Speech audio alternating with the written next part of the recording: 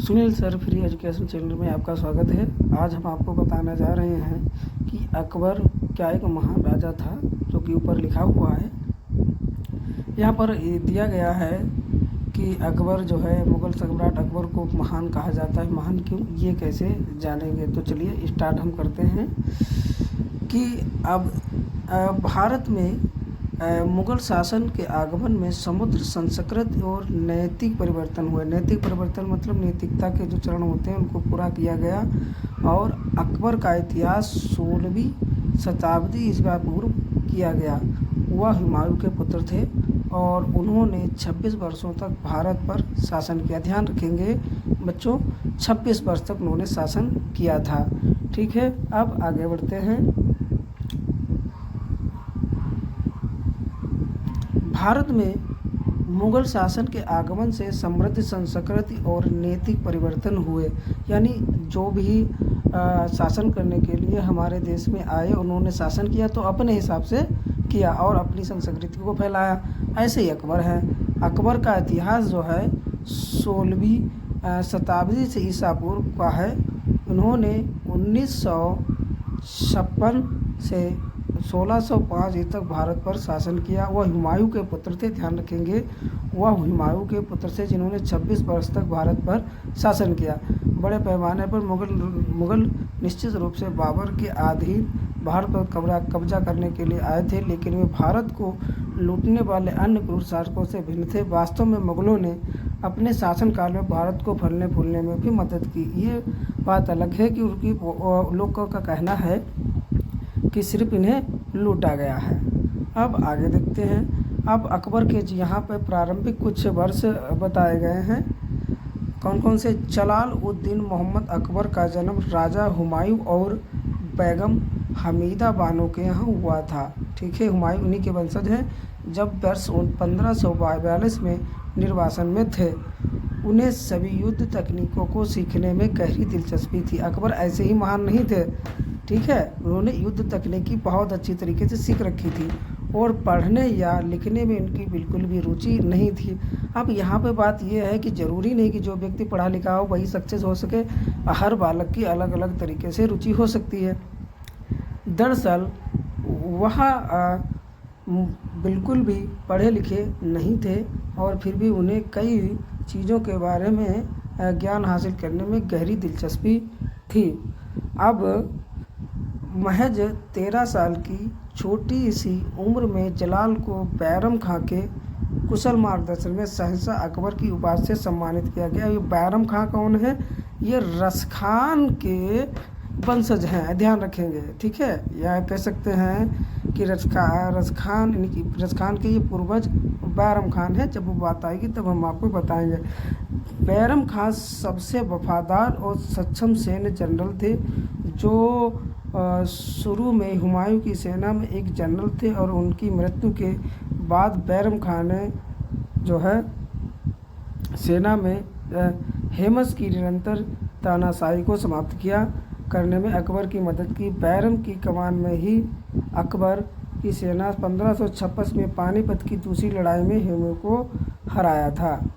ठीक है, अब बढ़ते हैं आगे। अब दिया गया है अकबर के अधीन मुग़ल शासन। अकबर के अधीन मुग़ल शासन कौन थे? अब देखिए, अकबर अपनी बेहद सक्षम शासन की तकनीकों के लिए जाने जाते थे। इनके पास तकनीकी बहुत अच्छी थी बच्चों, और उन्हें अपने से मिलने वाले हर व्यक्ति को ज्ञान इकट्ठा करने का शौक़ था। यानी एक ऐसा व्यक्ति था जो ज्ञान को इकट्ठा करते थे। इसीलिए 9 रत्न जो हैं इनके यहाँ थे, जिसके बारे में आप लोगों ने सुना भी होगा। अपनी प्रजा के साथ व्यवहार करने में उनकी विनम्रता उनके सबसे मजबूत पक्ष थी। इतनी विशाल भूमि और धार्मिक जीवंतता वाले देश का प्रशासन करने में उनकी सबसे महत्वपूर्ण विशेषता में केंद्रीकृत संघीय सरकार का निर्माण था, जो शासन का एक रूप था और जिससे कार्य विभिन्न राज्यों के राज्यपालों को कार्यालय सौंपना था। अब अकबर के अधीन धर्म कौन थे? अकबर के बारे में एक चीज़ बहुत बताई जाती है कि अकबर जो है कट्टर मुस्लिम थे। तो जो कि यहाँ पे साफ लिखा हुआ है कि अकबर कट्टर मुस्लिम नहीं थे, बल्कि वह सभी धर्मों के प्रति अपनी श्रेष्ठता के लिए जाने जाते थे, यानी सभी धर्मों को समान रूप से देखते थे। यही वजह है कि एक ये ऐसे राजा हुए जो जिनके राज्य में धर्म संस्कृत कला की बहुत ज़्यादा बढ़ोतरी हुई और उनका प्रचार प्रसार हुआ। इसी बात से उन्हें अपने लोगों के बीच इतना प्रसिद्ध बना दिया। यही बात थी प्रसिद्ध बनने की। अकबर ने कई धार्मिक वैवाहिक संगठन बनाए रखे, जिनके माध्यम से उन्होंने एकता और एकजुटता का संदेश भी दिया। राजपूत राजकुमारी जोधा से उनका विवाह उनकी दयालुता के बारे में बहुत कुछ कहता है।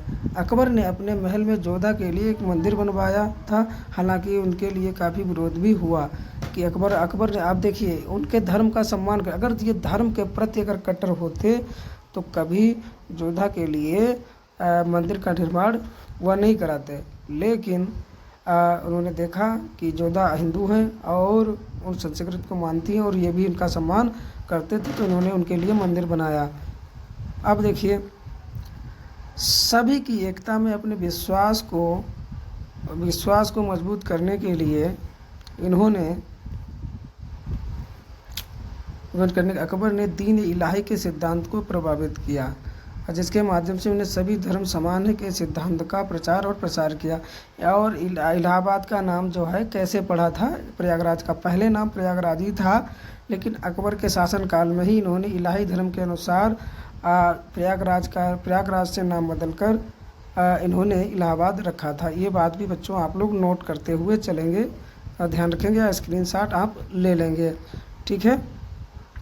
अब देखेंगे कला और संस्कृत की बढ़ोतरी कैसे हुई। अकबर एक समर्पित शासक होने के साथ साथ कला और संस्कृत के महान संरक्षक थे। उन्होंने कवियों और गायकों को, सभी प्रकार के कलात्मक लोगों को संगत का आनंद लिया। दिल्ली और उसके आसपास के कई किले और महल बेजोड़ कारीगरी की उत्कृष्ट कृतियां हैं, यानी शिल्पकारों की बड़ी इज्जत किया करते थे। उनमें से कुछ फतेहपुर सीकरी, इलाहाबाद किला और आगरा किला या संगीत कविता के सभी महान प्रेमी थे। उनका दरबार कलाकारों, विद्वानों, कवियों और गायकों आदि का एक अनूठा मिश्रण था।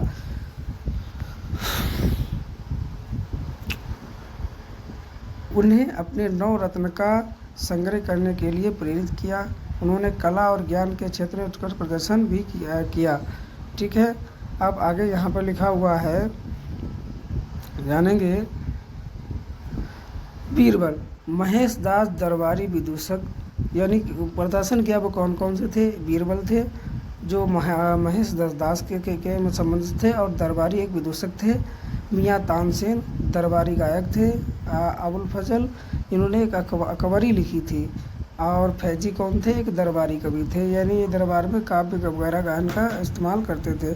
महाराज मानसिंह कौन थे? सेना सलाहकार थे। ये महाराज वही मानसिंह थे जिनसे अकबर महाराणा प्रताप से खुलकर युद्ध नहीं लड़ सका। इनके द्वारा जो है उन्हें लड़वाता रहा, जबकि महाराजा अकबर खुद एक महान और प्रतापी बादशाह था, लेकिन उसे पता था कि हम सीधे तौर पर युद्ध नहीं कर सकते हैं, महाराणा प्रताप को नहीं हरा सकते, तो इनकी मित्रता थी, इन्हीं से लड़वाया था। फ़कीर अजीजुद्दीन, अब फ़कीर अजीजुद्दीन कौन थे? ये सूफी एक गायक थे। मुल्ला दो पियाजा कौन थे? ये बीरबल के मुस्लिम समकक्ष के रूप में दर्शाया गया है। टोडरमल कौन थे? वित्तीय सलाहकार थे। अब्दुल रहीम खाना हिंदी दोहे के एक लेखक थे, ठीक है। अब्दुल रहीम खाना के बारे में आप लोगों ने सुना होगा। अकबर की महानता के कारण, आप बात करते हैं मेन कि अकबर की महानता के कारण कौन कौन से थे, तो जान लेंगे कि कुछ अन्य प्रमुख आते हैं जिन्होंने कुछ लोगों को राहत मिली, उनके लिए अकबर को याद किया जाए। तो पहले अकबर के शासनकाल में जजिया कर समाप्त कर दिया गया था। ये लोगों को काफ़ी कष्टदायक था। इसके बाद उन्होंने संपूर्ण सरकारी पदों पर विद्वान हिंदू पंडितों को नियुक्त किया था। अपने मुस्लिम शासनकाल में भी उन्होंने दीवान आम के लोगों से बात की और उन्हें परेशानियां सुनी। उन्होंने दीवान खास में हिंदू, मुस्लिम और ईसाई विद्वानों से अहम मुद्दों पर बातचीत की। अकबर के शासनकाल का अंत कैसे हुआ, आप यहाँ पर क्या करेंगे, अंत भी जो है यहाँ पर जान लेंगे। बस लास्ट बात सिर्फ 2 मिनट। 1605 में 63 वर्ष की आयु में अकबर को पेचिस की बहुत बुरी बीमारी हुई, जो एक पेट खराब होने से होती, जो ठीक नहीं हो सकी और अकबर की जान ले ली। उन्होंने आगरा के भव्य किले में सम्मानजनक तरीके से दफनाया गया। अकबर के शासनकाल में भारतीय इतिहास को महत्वपूर्ण रूप से प्रभावित किया। उनके शासनकाल के दौरान मुगल युवराज आकार और धन 3 गुना हो गया। उन्होंने शक्तिशाली सैन्य प्रणाली और प्रभावी राजनीति को सामाजिक सुधारों की स्थापना की। तो ये मुझे आशा है कि आपको समझ में आ गया होगा। कुछ मेन पॉइंट आप नोट कर लें कि इनके शासनकाल का अंत